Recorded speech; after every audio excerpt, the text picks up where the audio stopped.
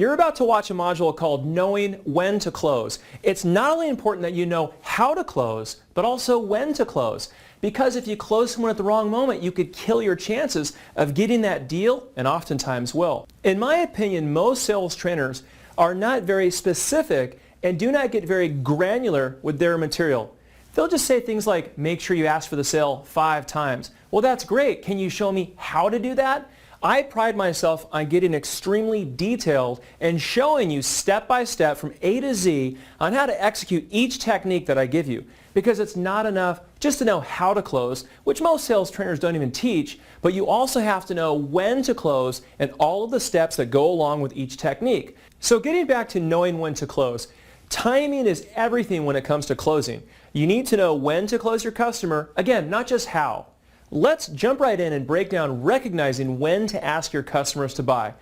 Remember the modules on certainty and state? It's the proper time to ask your customers to buy when your customer is totally certain that your product or service can do exactly what you say it can. The good news for you is that with the tools I gave you in the first 5 months, you should be able to create that certainty and positive buying state with ease with 90% of your customers. However, your customers go in and out of that state of certainty and that positive buying state all throughout your presentation and your sales cycle. Usually these states are short and sometimes only last a few seconds. All of your sales techniques that you've learned so far will allow you to get him absolutely certain, to get him into that positive buying state, especially right before you ask him to buy. Think back to a time when a salesperson was trying to sell you something that you actually wanted but ended up not buying. At one point, you might have decided that you wanted to buy. You were there in a peak emotional buying state, but he didn't ask you to buy. And of course, the emotion faded away, and that little voice inside you said, just tell him you want to think about it. This happens all of the time in sales presentations because salespeople are not cognizant and do not recognize when their customer is in a buying state, or they don't know how to put them in one. Thus, they invariably ask them to buy at the wrong time, or worse, they usually don't even ask them to buy at all.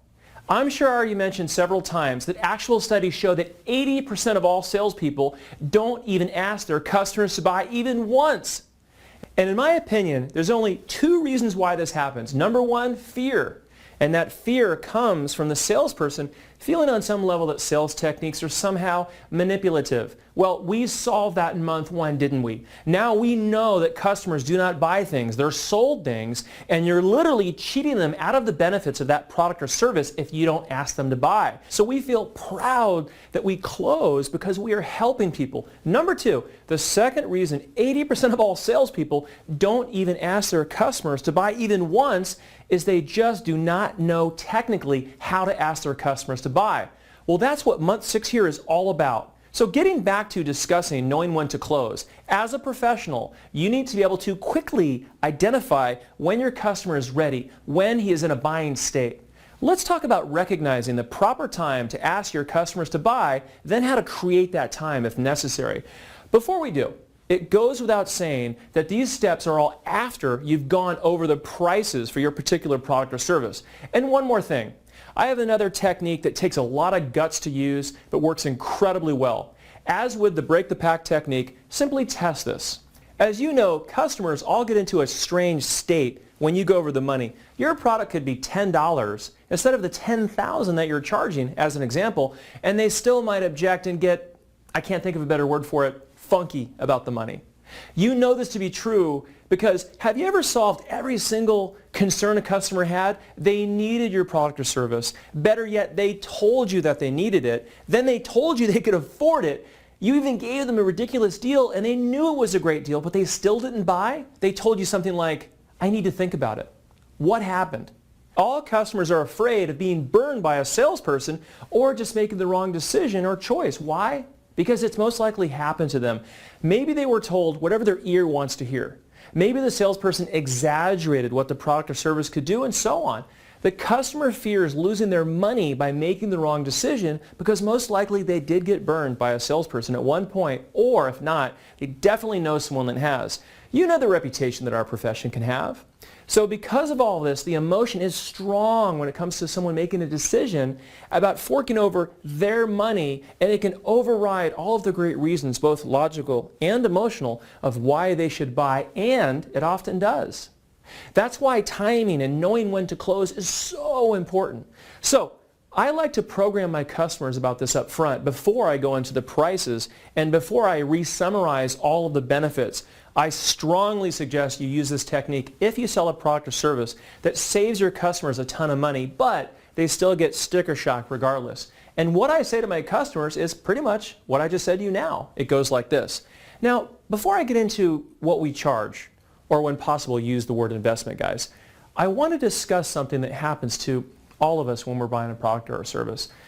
The product or service could be $10, which obviously it's not, and sometimes we tighten up and pull back and we say things like, let me think about it, even though we felt totally certain up to that point. Why? Because sometimes we've all been sold things that, we can't use, we don't want, or can't afford, and I just don't want that conditioning that we all tend to have when buying something to prevent you from buying a product that you said you can use, that you do want and you can afford, especially since we agreed that my product's going to make you an extra $250,000 a year in gross. And then after that, guys, you would re-summarize all of the benefits of your product or service along with their major emotional hot buttons and anchors, and then ask your customers to buy, which we will now get into. I know what I said is way out of the box, and that's why it works. Again, I would only use it if you sell a product that for some reason people all seem to have price shock, even though it provides tremendous value. But you can always do a control group A and B test and see if using it closes more or less deals. Usually with new techniques, I A, role play them to death in private until I've got them wired, and then B, test them on a customer that will be a small deal or customers that I found out were not going to buy or don't qualify.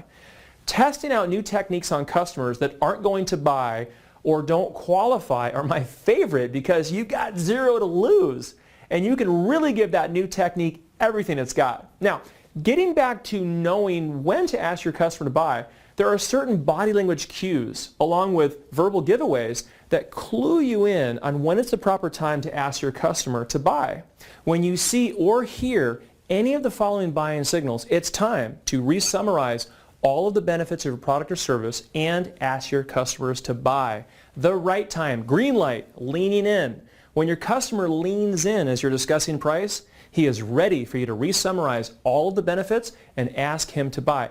By the way, if you sell over the phone, you're advanced enough now where you should be able to visualize them leaning in based on their voice qualities. Head nodding up and down affirmatively. When your customer's head is nodding up and down as you're discussing price, he is ready for you to re-summarize all of the benefits and ask him to buy. Same thing here. If you listen very closely